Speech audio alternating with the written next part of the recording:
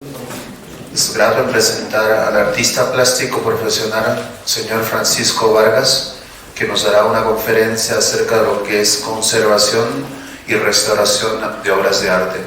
Recibamos con un voto de aplauso al artista plástico profesional, señor Francisco Vargas.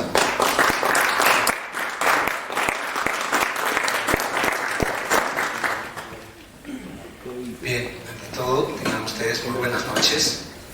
La verdad, muy complacido de estar junto con ustedes y poder compartir de pronto algunas experiencias, poder compartir con ustedes algunos temas que son de vital importancia, de las cuales considero que en el quehacer del turismo es importante conocer este mundo de la restauración, que definitivamente tiene un nexo directo con vuestra actividad, ¿no? Dentro de ese marco, por favor, vamos a empezar. La siguiente, por favor. Bien, vamos a entrar en un tema de definición de lo que significa una intervención integral en lo que respecta a la conservación y restauración de los bienes culturales de nuestra nación. Básicamente tenemos el concepto de conservación. Dentro del término de conservación vamos a ver que existen dos partes conservativas, una pre y otra post, respecto al proceso de deterioro, ¿no? Dentro de este marco vamos a ver que existe la conservación preventiva. Conservación preventiva enfocada desde el punto de vista en que es la realización de todas las acciones que se pudiera hacer en un museo para evitar que inicie un proceso de deterioro, ¿no?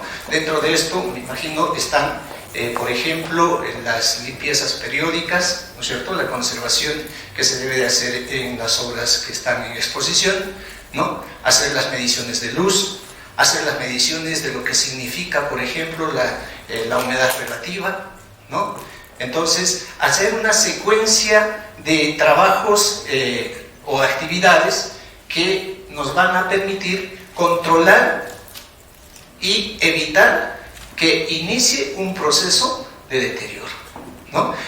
Pero ya enmarcándonos dentro de lo que significa el campo del mundo de la restauración, vamos a ver que una intervención integral tiene dos etapas fundamentales.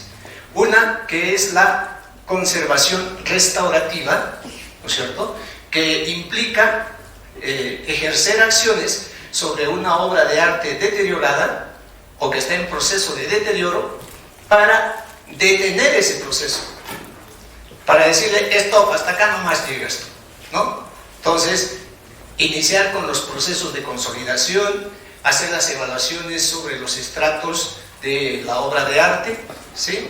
Y a partir de ahí, ¿no?, prácticamente dejar en un proceso o en un estado de estabilidad en los materiales que constituye una obra de arte. Y seguidamente nos vamos a ir a lo que significa la restauración propiamente dicha, ¿no? En este proceso vamos a entrometernos con aquello que es prácticamente intervenir, ¿no?, en lo que significa la reintegración estética y lo que significa la lectura estética de la obra. Entonces, nos vamos a ver prácticamente a involucrar con lo que en esencia es la parte artística de la obra. Entonces, ese es el momento de la restauración propiamente dicha. La siguiente, por favor. Para tener todo un tratamiento integral, definitivamente necesitamos de un taller adecuado, ¿no? Seguimos la siguiente.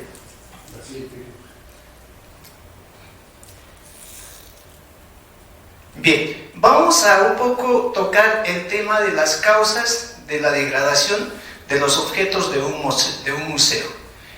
Primero vamos a ver la degradación de los objetos relacionados con lo que respecta a la humedad. La humedad excesiva prácticamente nos va a derivar a la dilatación de fibras en lo que respecta al soporte de una obra de arte, ¿no?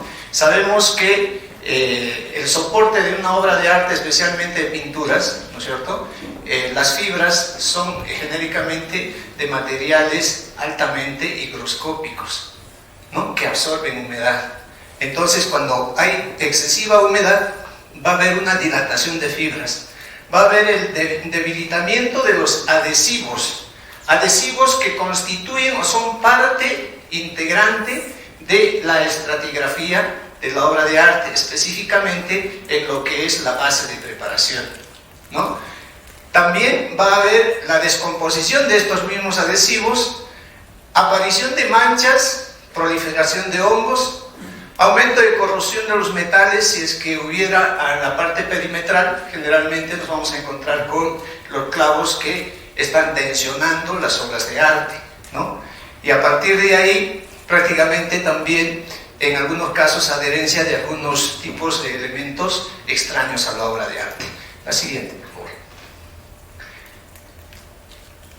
El caso reverso de lo que es la presencia de excesiva humedad también sería lo reverso, la sequedad excesiva, ¿no es cierto?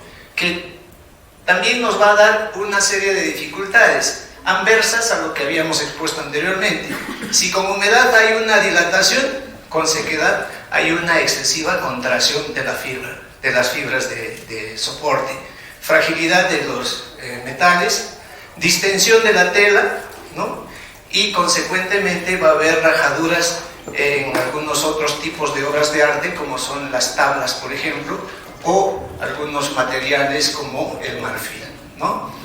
El calor húmedo, que sería prácticamente la combinación de la humedad con un medio ambiente caluroso, que generalmente pues esto está centrado en algunos sitios muy especiales, ¿no? Que tienen un alto índice de humedad relativa, pero que son zonas calurosas. Hablemos de los valles, por ejemplo, ¿no es cierto?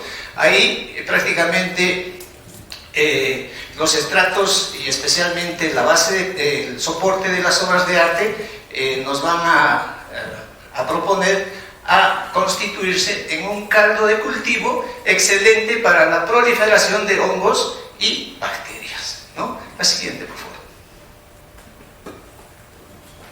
La polución del aire también es otro de los medios de deterioro de las obras de arte, ¿no? La presencia del anhidrido sulfuroso, el sulfuro de hidrógeno, que básicamente van a actuar más sobre la superficie de la policromía de las obras de arte, ¿no?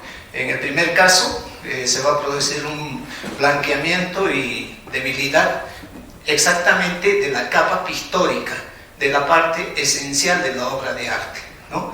Y lo otro prácticamente va a producirnos un ennegrecimiento, específicamente en un pigmento muy usado en la época de la colonia, que es el blanco de plomo, ¿no? Entonces los blancos se van a ennegrecer. La siguiente, por favor. Definitivamente otro de los medios, o diremos así, de deterioro de las obras de arte son el descuido humano, ¿no? Dentro de esto, la aparición de insectos y roedores que nos van a producir los huecos, roturas, pérdidas de algunas partes de la obra, que justamente son la parte, diremos así, que deterioran los roedores especialmente, ¿no? La manipulación, diremos así, defectuosa de las obras de arte, que nos van a producir también una serie de dificultades, ¿no? Y por otro lado, los accidentes, que también de igual forma nos van a producir una serie de problemas en la conservación de la obra de arte. La siguiente. Bien, las causas de degradación y protección de los bienes culturales. Los vamos a enfocar desde otro punto de vista un poco más técnico, ¿no? Las causas constitutivas y técnicas. Cuando las obras básicamente están elaboradas o ejecutadas en materiales de mala calidad, ¿no?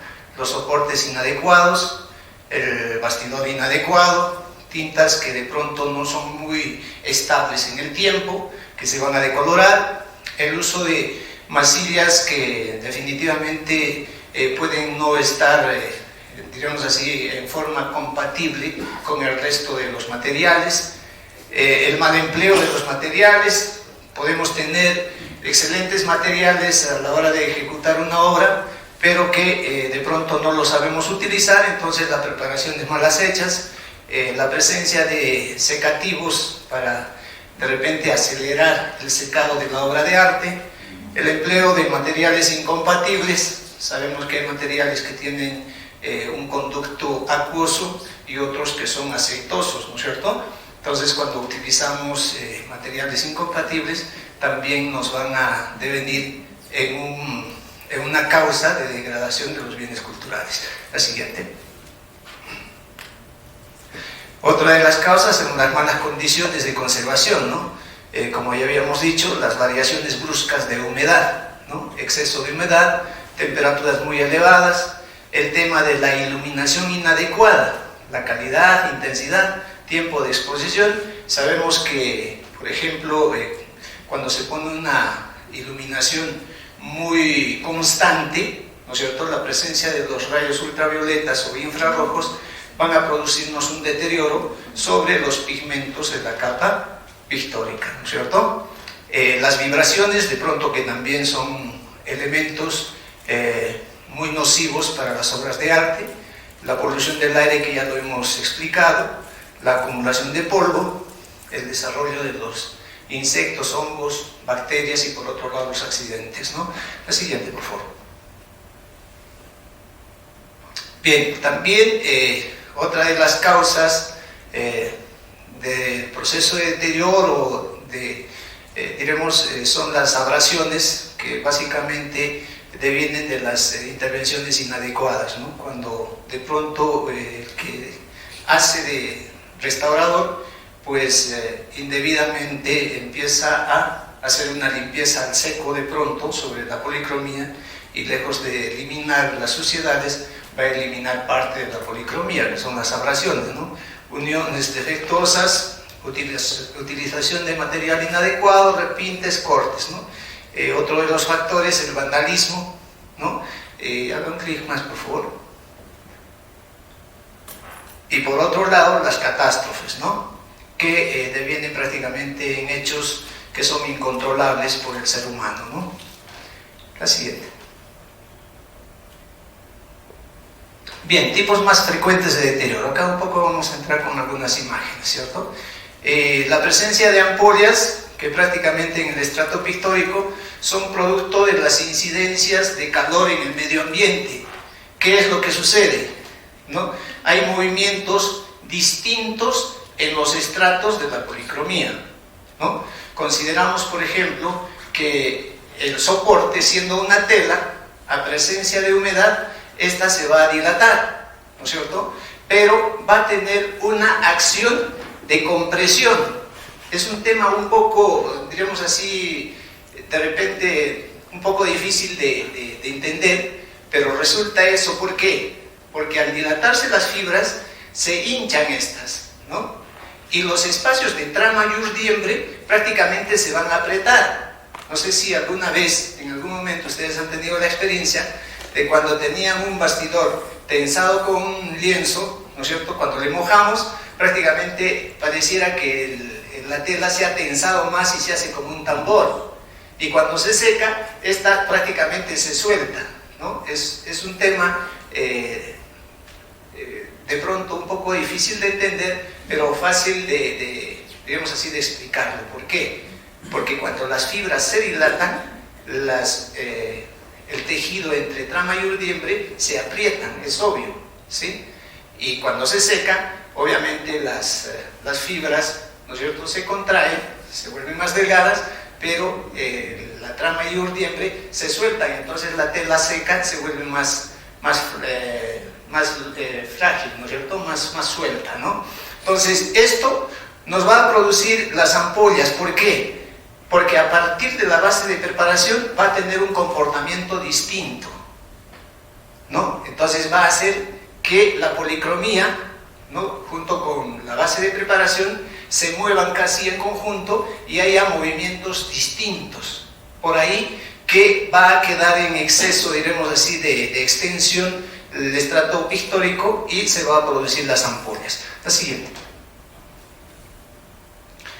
A partir de ahí, junto con las ampollas, también va a haber las craqueladuras, ¿no? Prácticamente la ruptura por esa tensión y contracción del soporte, ¿no? Va a haber un movimiento distinto de rompimiento, llamémosle así, en el estrato pictórico, porque el estrato pictórico, siendo un óleo, no tiene el mismo movimiento acelerado que puedan tener el resto de estratos digamos así, del material pictórico, ¿no? La base de preparación y el soporte. Mientras tienen movimientos bastante fuertes, el estrato de la policromía no tiene mayor movimiento, entonces se va a romper y va a producir las craqueladuras. La siguiente. A partir de ahí va a existir también el tema de los enconchados y desprendimientos de los estratos, especialmente a partir de la base de preparación, ¿no? Esto básicamente por el movimiento higroscópico intenso que va a producir básicamente el soporte. Si el soporte fundamentalmente es de un material como por ejemplo el algodón, que tiene mayor higroscopía, mayor diremos así, cualidad de absorber mayor cantidad de humedad, entonces va a tener mayores movimientos de dilatación y de contracción, que nos van a producir, en ese caso, ¿no es cierto?, este tipo de craqueladuras y enconchamientos, y a partir de ahí los desprendimientos, ¿no? La siguiente. Justamente a partir de los desprendimientos vamos a ver un proceso de exfoliación, ¿no? Un proceso prácticamente de pulverización de los estratos que están por encima del soporte y nos van a producir básicamente esa desaparición de los estratos, que básicamente en nuestro medio no es por el medio ambiente, no es por la humedad relativa, sino por el descuido del hombre, en donde básicamente en muchos de los templos el tema de las lluvias, en época de lluvias, las chorreras, un clic por favor, que nos van a producir este tipo de deterioro, ¿no? Este es producto de las chorreras, que básicamente van a mover en gran proporción el soporte y seguidamente un gran lavado, diremos así, un retiro de la policromía. La siguiente. Otro de los temas, de repente, uno por uno por favor, otro de los temas y las causas que generalmente son producto del descuido humano, ¿no?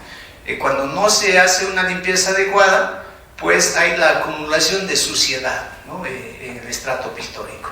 La siguiente, un clic, correcto. Otra de las causas, lo que habíamos dicho, los movimientos higroscópicos básicamente del material que van a producir este tipo de deterioro, que son básicamente el inicio de los enconchamientos. ¿Sí? Otro factor de descuido humano, cuando van a hacer un blanqueado de las paredes, pues los salpicones, ¿no es cierto?, de las pinturas de pared sobre las obras de arte, es otro tema de descuido humano. Otro clic. Y por último, las inadecuadas intervenciones en el patrimonio cultural, ¿no? La siguiente. Los procesos de conservación y restauración. La siguiente, por favor. Bien, para empezar el proceso de conservación restaurativa, lo primero que tenemos que hacer es básicamente proteger el estrato pictórico. Y esto se hace a partir de un velado, ¿no?, con papel prácticamente desionizado, un papel libre de ácidos, los cuales son adheridos con un consolidante, que en este caso básicamente puede ser un material orgánico como la cola animal, preparada con algunos aditivos que nos van a producir un adhesivo bastante flexible, ¿no? La siguiente. y vamos a cubrir completamente la obra, ¿no?, para protegerla, y de tal forma que nos permita manipular todo el resto de los procesos, ¿no? Entonces, este proceso incluso, como está adherido con un consolidante, nos va a servir como un proceso paralelo de consolidación de la capa pictórica. La siguiente. También podemos hacer consolidaciones puntuales en sitios muy, digamos así, los puntos más degradantes de la obra de arte, ¿no? En este caso, por ejemplo, hay sectores muy puntuales donde se hace la consolidación puntual, que más adelante lo vamos a detallar. La siguiente, por favor. Seguidamente, luego de un encartonado, que no tengo una foto para el encartonado, pero aquí se ve, ¿no es cierto?, en la parte perimetral, prácticamente es voltear la pintura con el velado hacia la mesa, ¿no es cierto?, y luego ponerle digamos así, unas bandas perimetrales de papel grueso para encartonar y hacer que se tensione toda la obra, y posteriormente hacer la limpieza del soporte. Fíjense en qué estado generalmente están las obras por la parte posterior, ¿no?, bastante negras, y una limpieza en húmedo al sistema damero, ¿no?, haciendo una cuadrícula, ¿no?, ejercer una limpieza en húmedo a partir de un gel, que puede ser un gel orgánico, como por ejemplo el almidón, ¿no?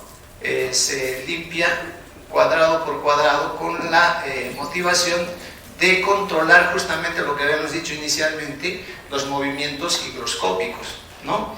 De tal forma que si humedecemos este cuadrado, aquí tenemos 4 cuadrados que van a controlar los movimientos en este sector, ¿no?, y así sucesivamente en cada sector, para que en una segunda mano, cuando estos sectores limpios ya estén secos, procedamos con lo que queda y tengamos la obra completamente limpia por la parte posterior. Hay otra vista más, un clic.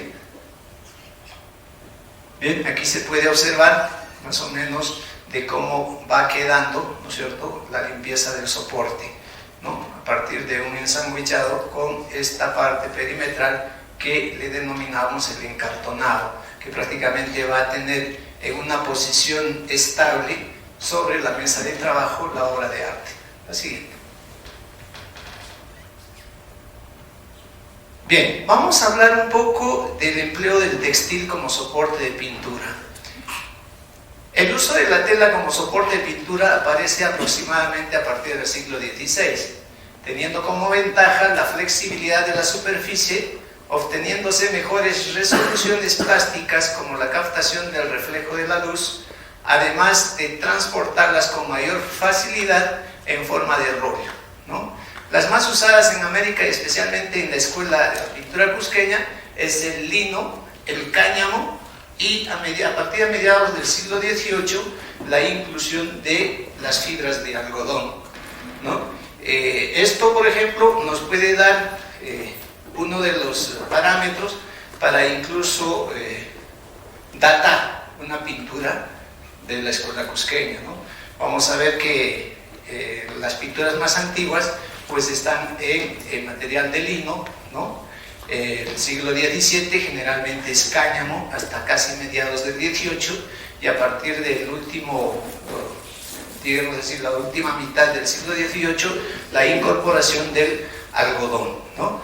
Las materias primas de las telas básicamente son de origen animal y vegetal. Así tenemos, por ejemplo, en lo de origen animal, los tejidos indígenas a base de la lana de auquénidos y la propia seda también, ¿no?, que es una fibra de origen animal, mientras que los de origen vegetal básicamente tenemos el lino, el cáñamo y el algodón. La siguiente.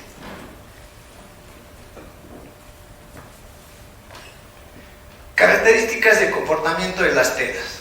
Dilatación y contracción, básicamente lo que ya más o menos hemos explicado, es el movimiento mecánico de las fibras de la tela que motiva y prácticamente pierde elasticidad, ¿no?, originando fatiga estructural del tejido cuando no se encuentra en condiciones climáticas constantes, por lo contrario sometido a continuas variaciones de tensión que repercuten en forma perjudicial en el resto de estratos de la pintura. Es algo de lo que habíamos explicado, ¿no? Si una obra de arte es sometida a constantes cambios climáticos, a constantes cambios, diremos así, de humedad, pues va a haber movimientos higroscópicos distintos en los estratos de la pintura, de tal forma que los movimientos de la tela van a perjudicar en el comportamiento del resto de los estratos de la pintura, ¿no? Otro de las características de comportamiento es la oxidación, ¿no? Básicamente la oxicelulosa viene a ser pues la descomposición natural de las fibras del tejido, en la medida que a través del tiempo, ¿no es cierto?, las fibras siempre están en contacto con el aire, con el oxígeno, y consecuentemente existe una degradación natural. Esta es prácticamente irreversible, ¿no es cierto?, no se puede controlar. Entonces, cuando las fibras de una pintura tienen mayor tiempo, pues esta entra en un proceso de debilitamiento natural, que no lo podemos controlar, pero sí en un proceso restaurativo podemos prácticamente hacer algo para detener ese proceso, ¿no es cierto?, y de pronto estabilizar o ejercer un procedimiento de reentelado en la obra de arte, o sea, prácticamente ponerle otro soporte, ¿no? De igual forma, tenemos que en este proceso de oxidación, las incidencias de luz y radiaciones de onda corta, como habíamos dicho, los ultravioletas e infrarrojos, ¿no?, que en contacto con los materiales oxidantes, como los aceites y secativos, producen la fotocelulosa, que prácticamente motiva un nivel de quemadura, digamos así, en las fibras, y básicamente es el inicio de un proceso de envejecimiento prematuro de las fibras de la tela, ¿no? La siguiente. La descomposición de la celulosa por acción de los ácidos. Esto básicamente orientado en los sitios donde hay industria, ¿no? Hablemos, por ejemplo, en el sector de Lima. Si nosotros mantuviéramos una obra de arte, por decirles, en el sector de, no sé, Ate, donde están prácticamente centradas una serie de industrias que básicamente nos van a producir una contaminación ambiental, ¿no?, donde dejan prácticamente residuos gaseosos como los ácidos sulfúrico y sulfuroso, que actúan sobre la celulosa del tejido, ¿no? Prácticamente causan la descomposición y la transformación de las fibras o de la celulosa en hidrocelulosa, ¿no? Consecuentemente pierde todas sus cualidades normales, todas las fibras de la tela, ¿no? Y por otro lado, bueno, las bacterias y hongos, que ya prácticamente hemos explicado en algo, pero podemos acentuar, ¿no es cierto?, que son agentes de prácticamente pudrición de los tejidos, que para su desarrollo necesitan un alto grado de humedad, ¿no? Básicamente la celulosa, cuando tiene la presencia de un alto grado de humedad, se convierte prácticamente en un nivel de azúcar, ¿no?, una glucosa, que se va a convertir en el caldo de cultivo para la presencia de las bacterias y hongos. La siguiente, por favor. Bien, la estratigrafía genérica de la obra de arte, ¿no?, empieza por el soporte, un clic, la base de preparación, seguimos, el estrato pictórico y finalmente la capa de protección. Esta es prácticamente la estratigrafía básica de una obra de arte, ¿no? El soporte, que en pinturas es básicamente la tela, ¿no?, que en pintura mural vendría a ser el muro, ¿no es cierto?, en escultura vendría a ser la madera o el material con el que está constituido internamente la obra de arte. Seguidamente la base de preparación, que en pintura básicamente es el carbonato de calcio, ¿no?, aglutinado con cola animal. Seguidamente el estrato pictórico, que de acuerdo a la técnica puede ser acuoso o puede ser oleogenoso, ¿no es cierto? y encima prácticamente la capa de protección que viene a ser el barniz, ¿no? Entonces, bajo esta composición estratigráfica es que vamos a trabajar todo el proceso, diremos así, de restauración y conservación en una obra de arte. La siguiente. Entonces, este vendría a ser más o menos un gráfico de lo que significa un proceso de consolidación. Aquí vamos a ver esta representación que viene a ser el soporte, ¿no es cierto? La base de preparación viene a ser esta parte blanca, ¿sí? La policromía, esta parte en rosa, y un diseño en rojo que vendría a ser el estrato de protección, ¿sí? Cuando hay un proceso de, diremos así, de degradación, justamente sucede esto, ¿no? Que a partir de la base de preparación se desprende del soporte, y en algunos sectores de la base de preparación se desprende la policromía, y la policromía y la capa de protección, que en este caso es el barniz, ¿no es cierto?, van a ir siempre juntos, se van a mover juntos. Los que se mueven distintos son la base de preparación y el soporte. Mientras el soporte, por decirles, en un momento de humedad se contrae, su movimiento es hacia adentro, la base de preparación se mueve hacia afuera, porque tiene un proceso de dilatación, ¿no? Ustedes saben que, por ejemplo, la cola de carpintero, que lo vamos a poner como ejemplo, cuando está seca es bastante dura, ¿no es cierto? Cuando lo vamos a someter a un proceso de hidratación, esta se va a dilatar, se va a hinchar, se va a estirar. Más o menos ese comportamiento tiene el estrato, diremos así, de la base de preparación, ¿no? Mientras que la policromía y el estrato de protección prácticamente no tiene mayor comportamiento a la humedad, sino se va a mover junto con la base de preparación. Por ahí que hay este tipo de desplazamiento. Estas son unas craqueladuras, ¿sí? Estas son prácticamente los desprendimientos, y lo que está en verde sería el consolidante, ¿no? Con un pincel vamos a aplicar el consolidante que debe de penetrar todos los espacios que están en proceso de desprendimiento. La siguiente. Entonces vamos a observar un clic más, por favor. Vamos a observar, por ejemplo, este proceso de consolidación. Fíjense cómo la policromía está levantada en este sector, y luego de una consolidación puntual, pues vamos a obtener esto, ¿no? Prácticamente sentar toda esa policromía que está desprendida y volver a adherir a el soporte, ¿no? La siguiente. Vamos aquí a ver más puntualmente, ¿no? Con una obra, un trabajo en Cusco, ¿cierto? Acá hay un proceso de desprendimiento, se aplica el adhesivo, que es una de las formas. La siguiente, un clic, para luego, una vez saturado con el adhesivo, agarrar un hisopo y presionar para que regrese, ¿no es cierto?, esta parte levantada hacia el lugar original que sería el soporte, ¿no? La siguiente. Otra de las formas de consolidación, pues lo que habíamos dicho, las consolidaciones puntuales a partir del velado, ¿no? Pegar los pequeños retazos de papel en las zonas donde están prácticamente en un proceso de deterioro, para un clic más, para luego con una espátula, ¿no?, caliente, es una espátula térmica, asentar toda esa policromía.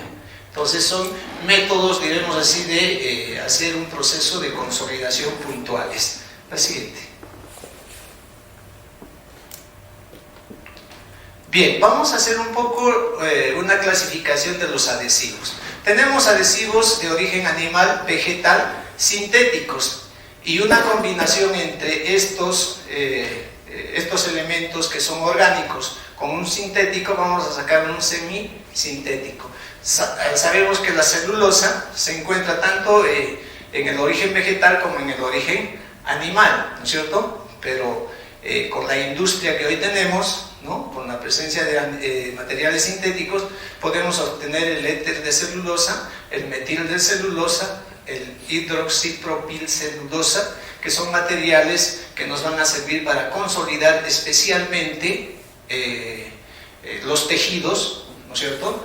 porque vamos a reponerle algo de celulosa a ese material que prácticamente está perdiendo sus cualidades celulósicos, ¿no? Entonces nos va a permitir, ¿no?, este tipo de adhesivos prácticamente consolidar el soporte básicamente en cuanto a tela se refiere.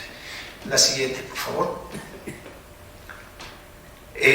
Luego de tener las consolidaciones, vamos a entrar en un proceso de preparar el nuevo soporte en caso de que tengamos que hacer un rentelado.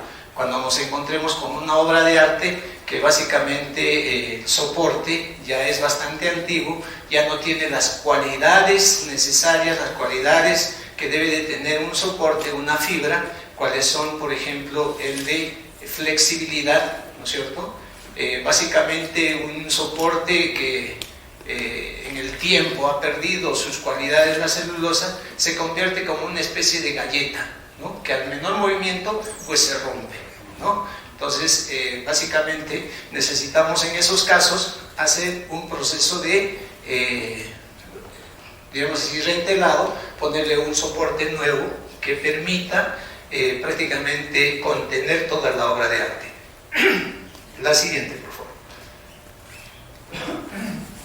A partir de ahí, una vez que ya hemos preparado la tela, porque la preparación de la tela consiste en tensar la tela adecuadamente, dilatarla y contraerla, ¿no?, para eliminar el apresto de la tela nueva, dejarla desaprestada, para luego aplicar una capa, digamos así, de adhesivo, de acuerdo a las técnicas que tenemos digamos así, de rentelados, ¿no? Tenemos técnicas tradicionales como técnicas modernas, ¿no? Dentro de las tradicionales, un clic más, por favor. Vamos a ver algunos temas de los materiales orgánicos que son, por decirles, el rentelado de la cera resina, el rentelado a la gacha, que son los tradicionales. El primero, un clic más. El primero prácticamente con materiales adhesivos de origen animal, y para la gacha con materiales adhesivos de origen vegetal, ¿no? La siguiente, un clic más. Bien, acá decíamos la técnica de la gacha, que básicamente son adhesivos de origen vegetal, como la harina de trigo, ¿no es cierto?, algunos almidones. Vamos a usar también como adhesivo la cola animal, mientras que en la cera resina vamos a utilizar la cera de abeja y algunas resinas naturales, como la resina Danmar, por ejemplo, ¿no? Y luego los materiales, digamos así, sintéticos, como la Beba 371, que es un producto que ya nos ofrece el mercado industrial, así como el alcohol polivinílico, ¿no? Son materiales plásticos dentro de las técnicas modernas de restauración. La siguiente. Luego de los rentelados y luego de la eliminación digamos así, del estrato de protección que le hemos puesto al inicio, vamos a hacer el procedimiento de la limpieza del estrato pictórico, ¿no? Un ejercicio que generalmente obedece a criterios de una limpieza húmeda con la aplicación de una serie de solventes y elementos químicos que se puede establecer a partir de un análisis físico-químico que se ejerce en las calidades y las cualidades de la impregnación de suciedades que estén por encima del estrato pictórico. Un clic. Y es así que mecánicamente vamos a ejercer un proceso de limpieza, ¿no? La siguiente. Limpiezas mecánicas, ¿no?, que se ejercen sobre básicamente la policromía. Un clic más.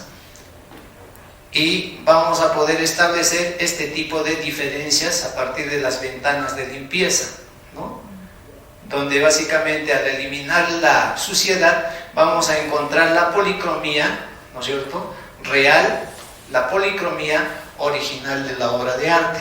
Es aquí donde básicamente el restaurador tiene que tener mucho cuidado, ¿no?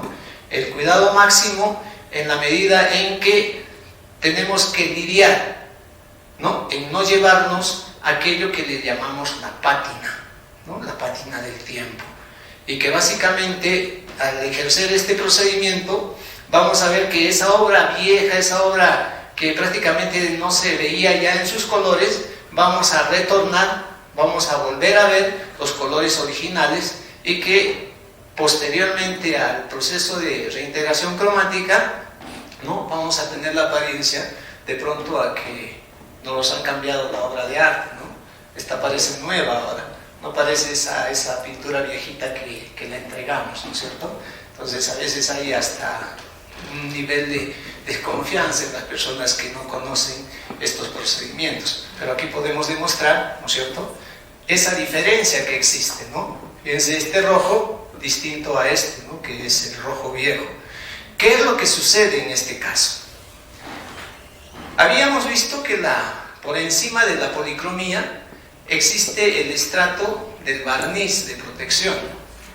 El barniz, a través del tiempo, es un material que va a llegar a oxidarse también. O sea, no solamente el soporte que está en la parte posterior se va a oxidar, también va a oxidar el barniz, ¿no? Es un material natural generalmente, son resinas naturales que han empleado antiguamente, y estos a través del tiempo se van a oxidar, van a tomar ya no ese tono inicial que tenían completamente transparente, sino con la oxidación van a tomar ese tono medio acaramelado, medio amarillento, medio café amarillento, medio ocre, ¿cierto? Y que le va a dar una característica muy distinta a la obra de arte, y que en algunos casos hay mucha gente que prefiere que se quede así la obra de arte, ¿no? Piensan que eso definitivamente es la pátina. No, la pátina prácticamente es la creación a partir del tiempo, justamente por apoyo de la oxidación, del contacto que existe entre el estrato de protección y la policromía, ¿no? Porque básicamente en el momento en que el pintor ha ejecutado la obra de arte, especialmente al óleo, por ejemplo, sabemos que el óleo no seca en mucho tiempo, ¿no? El óleo va a estar fresco para no poder tocar en un promedio, que les digo, de un par de semanas, ¿no? Después de 2 semanas vamos a ver que aparentemente el óleo ya está seco, ¿no? Podemos pasar la mano, pero definitivamente ese óleo no está completamente seco, todavía está susceptible al menor movimiento de un solvente, pues este se va a volver a disolver, ¿no? Entonces es ahí cuando de pronto ha sido aplicada la base de protección, o sea, el estrato de protección, el barniz, y hay un micromovimiento en la parte superficial de la policromía. Hay una mezcla, hay una penetración, llamémosle así, del estrato, diremos, de protección, y al momento de oxidarse en el tiempo, pues ese estrato intermedio entre la policromía y el estrato de protección se va a convertir y va a ser prácticamente la pátina. Vamos a identificar allí la pátina, ¿no? Entonces, cuando hagamos la limpieza, tenemos que llegar solamente a ese nivel, ¿no? La siguiente. Posteriormente, tenemos que llegar al tema del laguneo y masillados, que es la aplicación de un mortero a base de carbonato de calcio, que domésticamente le llamamos tiza molida, ¿no? Aglutinado con una cola, con un adhesivo, que nos va a permitir básicamente aplicar, ¿okay? Nos va a permitir aplicar en las zonas de las lagunas, ¿no? ¿A qué le llamamos lagunas? A veces hay términos técnicos, hay conceptos técnicos que no los podemos entender si es que no hay alguien que nos vaya a explicar, ¿no? Las lagunas prácticamente son la interrupción de la lectura estética de una obra de arte, ¿no? Si yo tengo, por ejemplo, un rostro y por efectos de deterioro se ha desprendido una parte, digamos la parte del ojo, pues ese faltante me está produciendo laguna. O sea, hay que diferenciar qué es faltante y qué es laguna, ¿no? A veces son términos que parecieran ser sinónimos, pero en el fondo no lo es, ¿no? La laguna es la interrupción de la lectura estética, mientras que el faltante está prácticamente orientado al tema del material, ¿no? Que por el proceso de deterioro Falta el estrato pictórico, correcto, ya me produjo una laguna, ¿cierto?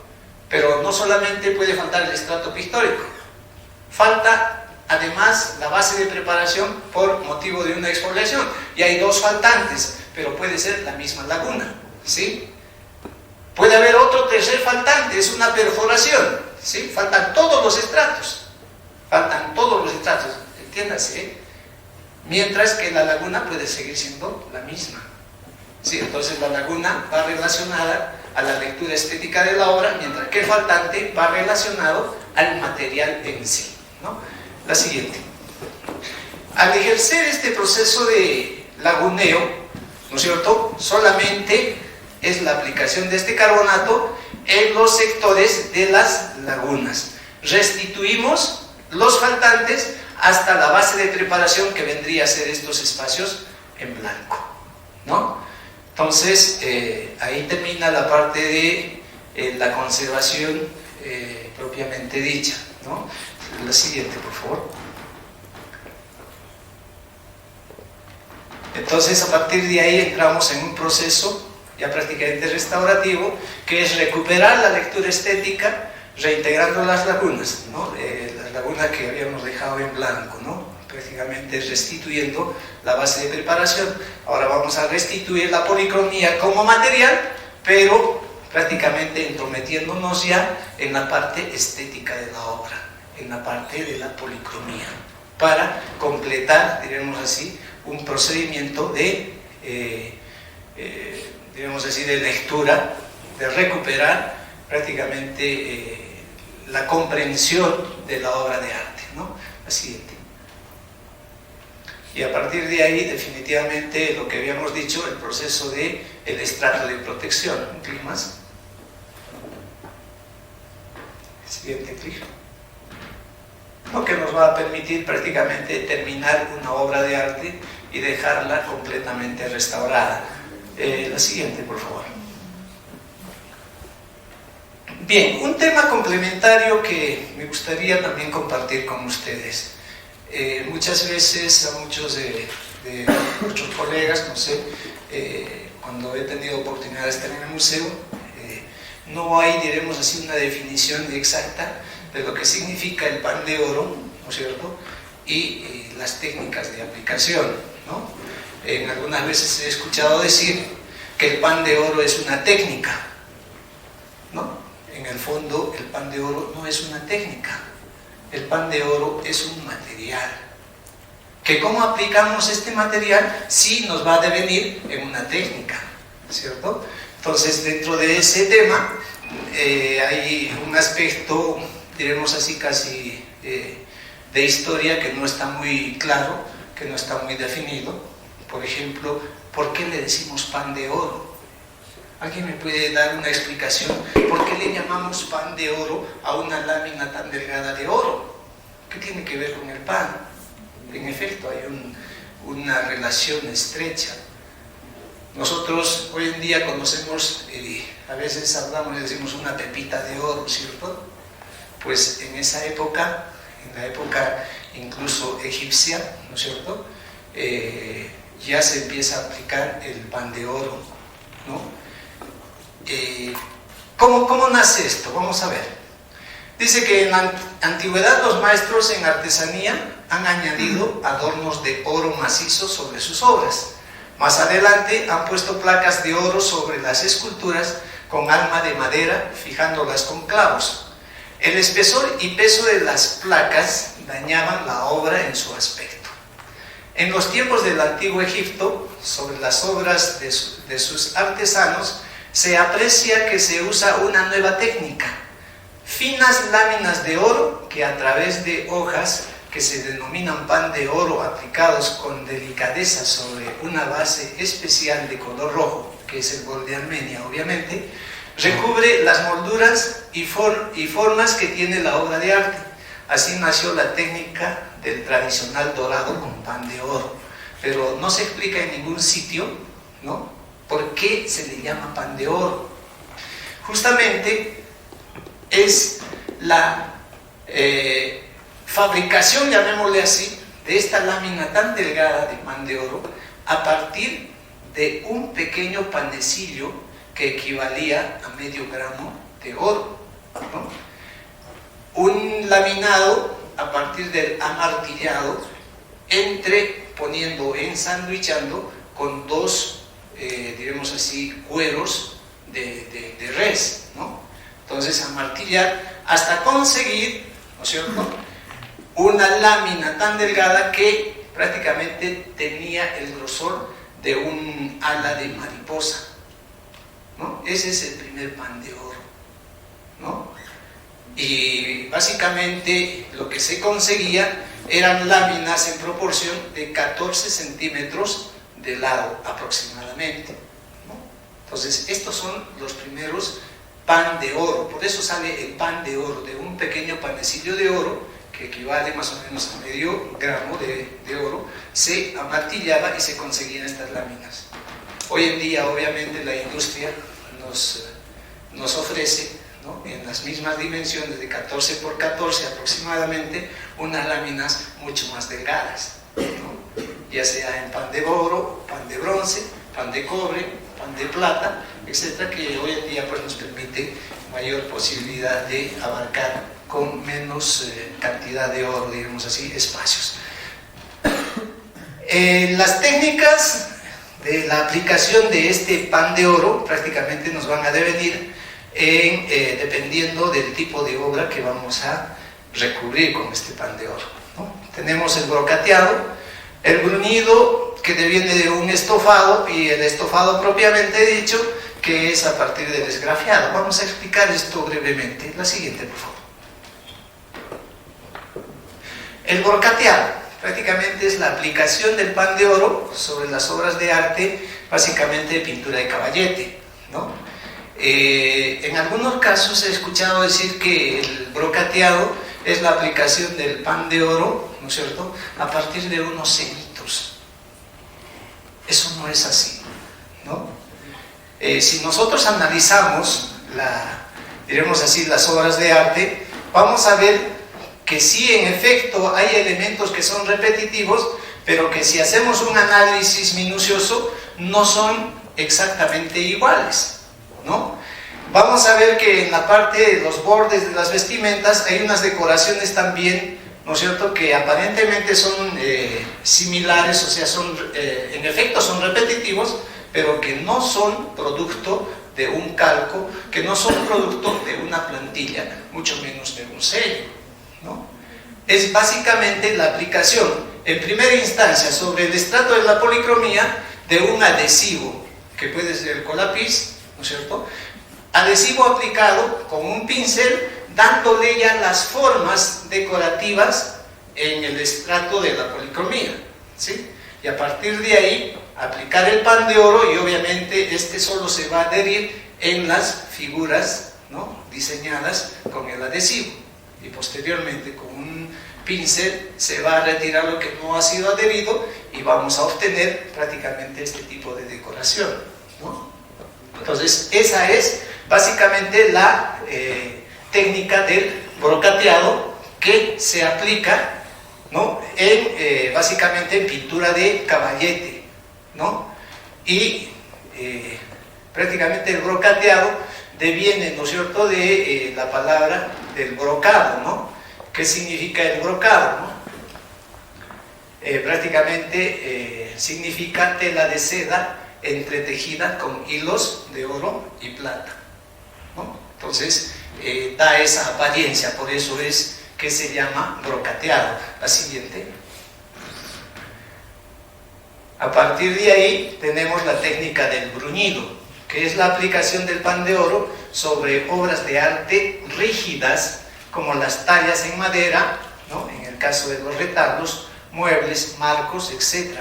Su aplicación prácticamente está preparando sobre la base de preparación, el soporte, llamémosle así, ¿no es cierto?, a los tallados, por ejemplo, en madera, ¿no?, ponerle una base de preparación a base de carbonato de calcio, y encima el bol de Armenia, y encima recién vienen las láminas de oro, ¿no?, yuxtapuestas unas tras de otras, ¿no?, y luego luego bruñirlas.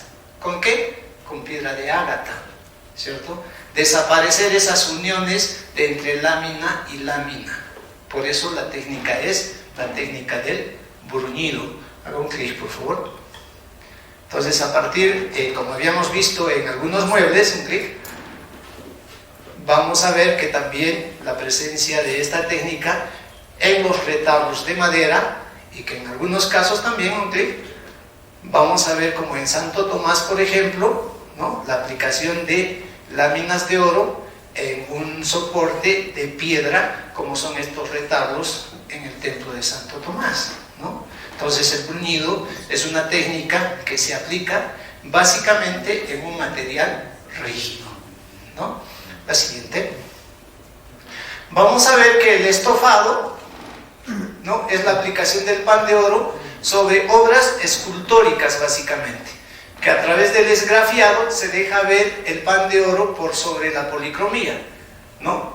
Y básicamente vamos a ver que estofa significa tela rica, ¿no? Entonces, a partir de ahí, que su aplicación prácticamente, al ser la escultura una base diremos así, rígida, pues vamos a empezar con la técnica del bruñido, ¿no? O sea, vamos a bruñir primeramente toda la superficie, posteriormente, conseguida, diremos así, el dorado en toda la superficie, le vamos a poner, o se le ha puesto la policromía de las telas, ¿no? Un clic más, por favor.